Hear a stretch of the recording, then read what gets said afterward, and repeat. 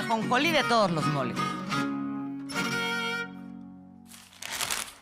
Hoy también llegó a la mañanera del pueblo el tema de migración, pues sabemos que es uno de los temas de agenda internacional más importantes en nuestro país y también del país vecino, Estados Unidos. El día de hoy la presidenta Claudia Sheinbaum menciona que todos los días existe un reporte de cifra de deportados por parte de los consulados y también menciona específicamente la importancia que ha tenido el diálogo con México, Estados Unidos. Porque, bueno, pues en estos primeros 4 meses, 2025, ha existido una disminución del 77% de personas con migración irregular.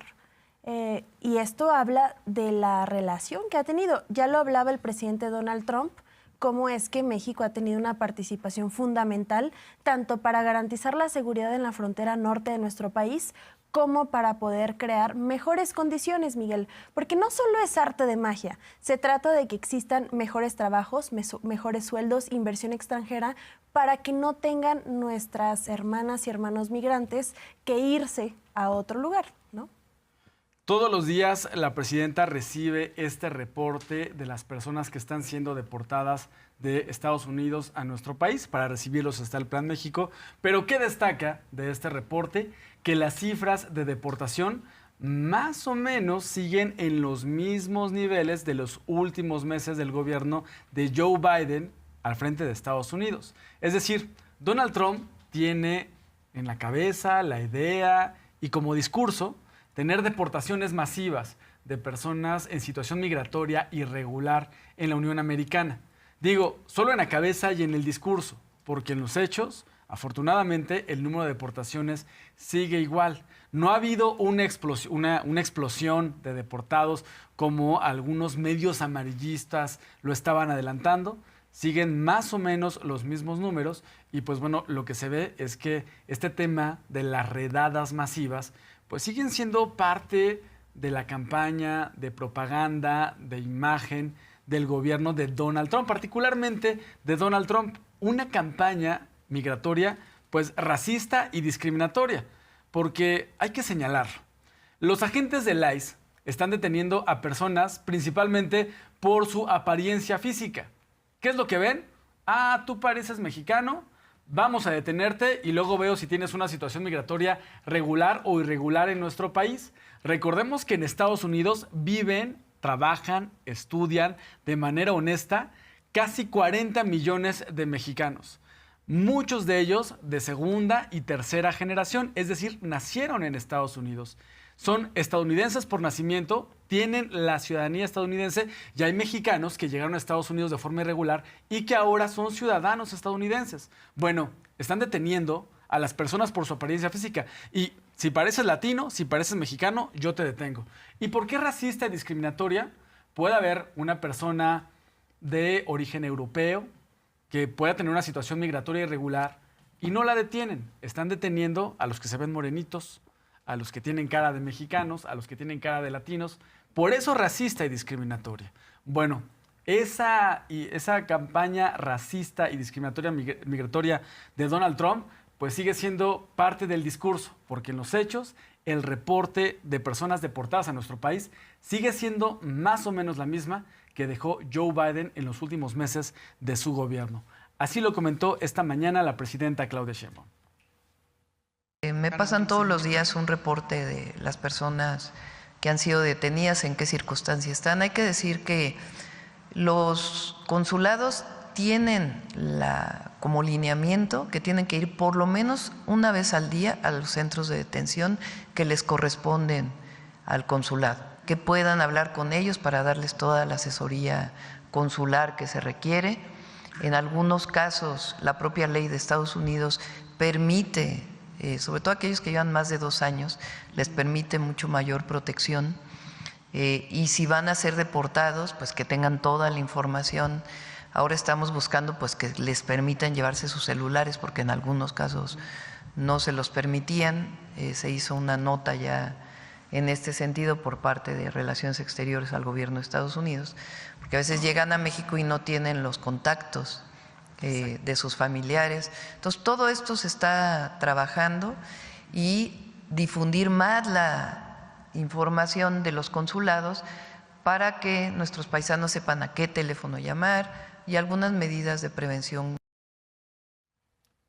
En un país de migrantes, de quinta, tercera, cuarta, incluso décadas de generaciones, parece irónico que ahora se persigan a migrantes, Miguel. Pero además, más allá de ser una política específicamente para migrantes en general, no, es una política de origen específicamente mexicanos, y eso claramente es una discriminación, ya lo decías, es que no es que sea para todos igual, no es para los europeos igual, no es para las personas asiáticas, específicamente cumple con las características de hacer señalamientos por la manera de verse. Y esto ha sido también una forma de violar los derechos humanos de las personas. Y justo hablando de temas internacionales, la presidenta Claudia Sheinbaum habla respecto a la elección de los nuevos cónsules debido a que el gobierno de México, la presidencia de la República, envió una lista y también al Senado de la República, y la presidenta explicó cómo se llevó a cabo esta selección. Menciona que primero existieron 200 personas candidatas, posteriormente la Secretaría de Relaciones Exteriores hizo distintos filtros, entre ellos que tuvieran sensibilidad humana, que tuvieran capacidad de poder atender temas internacionales y también que supieran hablar inglés, entre muchas otras más. Posteriormente menciona que existe una pluralidad de perfiles, no solamente son pertenecientes a la 4T, sino que lo que se buscó es que existan perfiles plurales para poder representar a nuestro país, así se menciona. Se abrió no una convocatoria abierta, pero sí a personas que quisieran participar, además de los que son parte del Servicio Exterior Mexicano.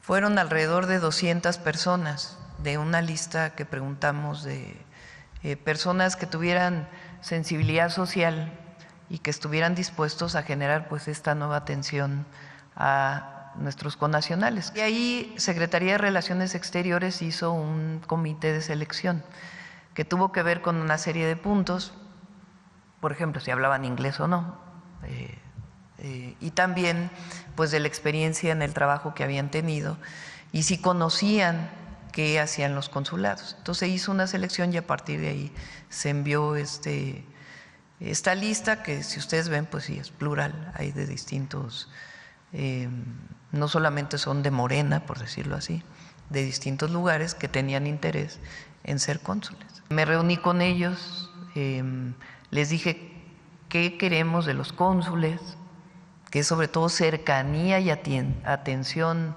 a los paisanos y paisanas que están en Estados Unidos. Todos estuvieron de acuerdo, se les han dado una serie de cursos de formación, capacitación y van a seguir en este proceso. ¿Qué es lo que sucede? Que ha habido algunos señalamientos por parte de la oposición que lo que está proponiendo Morena como cónsules, particularmente en Estados Unidos, han pertenecido a otros partidos políticos, como el PRI. Hay que señalar que, pues bueno, Morena en el gobierno, este es su segundo sexenio, y que pues sí, los primeros partidos que había durante el siglo pasado, pues era PAN, PRI y PRD. Pues los políticos, muchos políticos siguen avanzando y han optado por el movimiento de transformación, apoyar el movimiento de transformación. Bueno, ese es el señalamiento de la oposición. Hay expriistas que podrían llegar a los consulados en Estados Unidos. La presidenta explicó que lo que se buscó, que los perfiles que tengan quienes están siendo propuestos puedan cumplir con los requisitos que se requieren, porque estamos viviendo una política migratoria racista y discriminatoria en Estados Unidos y se requieren perfiles adecuados para poder atender esta situación. Y no solamente con los perfiles, también se están fortaleciendo el trabajo dentro de los consulados, Arlene. Además, Miguel, no se trata en este momento de un tema de partidos políticos. Tengamos altura y visiones globales. Se trata de representar a nuestro país y para eso todas y todos los mexicanos tienen el derecho a hacerlo. Sobre todo a mí me parece que es una estrategia de madurez política por parte de la presidenta, de entender que en este momento se necesita pluralidad, se necesitan acuerdos para poder tener una política internacional mucho más sólida. Y también habla respecto a cómo se fortalecen justo los consulados en los Estados Unidos para apoyar específicamente a los connacionales. Es importante, Miguel, que todas y todos los cónsules que lleguen a ese espacio tengan la sensibilidad de lo que se está viviendo en los Estados Unidos. Más allá de gestiones con el gobierno estadounidense, es velar por los derechos de nuestras hermanas y hermanos migrantes. Vamos a escucharla. Estamos fortaleciendo los consulados y el apoyo consular a todas las personas que son detenidas y también el programa México te abraza, que también está en funcionamiento para todas las personas que lleguen a México y que puedan tener un empleo, el apoyo de la tarjeta migrante, del apoyo paisano y todos los programas sociales que estén a su disposición, incluso la afiliación al IMSS también. Seguimos en temas del mundo porque sabemos la guerra que existe en Israel e Irán, que se ha intensificado en los últimos días. La presidenta ya se ha mencionado a favor de la paz, incluso una de sus participaciones específicamente que tuvo en la G7 hablaba de los votos por la paz y la importancia de que las naciones puedan promover lazos de paz y acuerdos. Menciona que la política justo es para que no exista guerra y que los acuerdos son importantes. Pero el día de hoy también habla cómo las embajadas de México en Israel e Irán apoyan a los connacionales que deciden salir del país para regresar a México. Ante esto, todas las atenciones. También menciona que existen personas que deciden quedarse en estos países, también se les brinda atención y ha mencionado que ya existen connacionales que han llegado a México. Vamos a escucharla. Okay. La embajada y regresaron un grupo de connacionales que se les dio todo el apoyo y se está permanentemente en comunicación si es que quieren regresar más. Hay algunas personas que decidieron quedarse. Esta mañana también se habló de las fiscalías.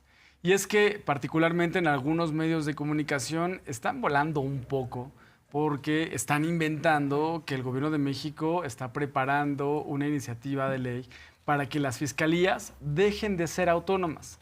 ¿Qué es lo que pasa en nuestro país? Hasta hace prácticamente una década atrás, lo que había eran procuradurías. Estaba la Procuraduría General de la República, la PGR, lo que hoy es la Fiscalía General de la República, y en los estados había las procuradurías locales. Los procuradores dependían del Ejecutivo Federal en la entidad o, en el caso de la Presidencia de la República, del Presidente de la República.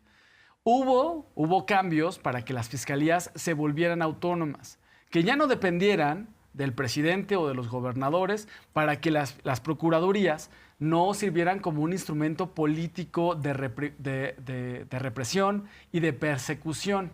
Para eso se volvieron las fiscalías autónomas. Hubo no solamente ese cambio, recordarán que también hubo fiscales y procuradores transeccionales, es decir, que llegaron en un gobierno, incluso impulsados por algún gobernador, y se quedaron más tiempo. Ahora que ya pasó más de una década, sí se podría hacer una evaluación y ver qué tal ha funcionado la autonomía, qué tal ha funcionado aquellos procuradores transeccionales. Y hoy la presidenta, para empezar, desmintió que el gobierno de México esté preparando algún cambio legal, alguna propuesta de cambio legal para que las fiscalías pierdan su autonomía, es decir, que regresen a lo de antes. Desmintió eso, pero sí está sobre la mesa el debate de que haya una revisión del trabajo de las fiscalías. Ahora que ya se logró por fin mover al Poder Judicial corrupto, buscando que haya un cambio con la elección judicial, valdría la pena también ver qué es lo que pasa con las fiscalías, cuál es el trabajo de los policías de investigación, que tienen un papel fundamental para aportar las pruebas en un caso que tiene que revisar y procesar un juez. Valdría la pena revisar el trabajo de las fiscalías antes procuradurías, Arlene. Porque para reestructurar la justicia en nuestro país, que sabemos que ha estado lastimada a lo largo de décadas, no solo basta con una parte, que sería el Poder Judicial. Es un paso indispensable que ya tomamos. Pero si el primer contacto con las víctimas, que son las fiscalías, con los delitos, no se atiende, no se reestructura, estaríamos solo tomando en cuenta una sola parte de la situación. Sí es importante, y pensemos en cuántas veces hemos tenido familiares conocidos o nosotros mismos estado en una fiscalía donde no sentimos una representación hacia nuestros derechos, donde se nos revictimiza, donde muchas veces duran meses en poder cerrar una carpeta. Sí es importante cuestionarnos, sin embargo, la presidenta menciona que esta iniciativa en específica no viene por parte del gobierno federal. Vamos a escucharlo. Hay fiscalías en algunos estados que funcionan muy bien. Hay otras que no funcionan tan bien. La Fiscalía General de la República funciona bien y en otras cosas tiene que mejorar. Las fiscalías es una institución fundamental, indispensable para la pacificación y la disminución de la violencia en nuestro país. Creo que vale la pena analizar el funcionamiento de las fiscalías y qué otras cosas deben tener para mejorar su operación. Ya la discusión de la autonomía o no es otra cosa, pero creo que es importante mejorar en general en nuestro país la procuración de justicia. La autonomía se planteó en la idea de que no hubiera un uso político de las fiscalías. También se pensó en la idea, pues, de que tuviera mucho más profesionalización para la persecución del delito. Y hasta ahora, pues todos debemos decir que las fiscalías requieren mejora. No es ningún interés nuestro, como no es interés para el Poder Judicial la intervención del Ejecutivo en el Poder Judicial. Tampoco es interés de la presidenta tener influencia en la Fiscalía para poder controlar lo que hace la Fiscalía. También esta mañana en Palacio Nacional se habló del huachicol. Recordar que con el gobierno de López Obrador se redujo mucho este delito. En 2018 se robaban 81,000 barriles diarios. Cuando terminó su gobierno, se robaban 4,000.7 barriles de petróleo. 4,000 barriles, de 81,000 a 4,000. No se acabó este delito, pero se redujo un delito que era tolerado por las autoridades dentro de Pemex y era tolerado por autoridades municipales, estatales y autoridades de Pemex corruptas. Se sigue trabajando en este delito y solo mencionar que con el gobierno de López Obrador se ahorraron 337,000 millones de pesos evitando el robo de combustible. Se sigue avanzando porque esta semana sorprendió la nota de que se encontró presuntamente una mini refinería que procesaba petróleo crudo. Se están haciendo las investigaciones de este caso, lo está llevando la Fiscalía, hoy detalló la presidenta, y se va a informar sobre este caso.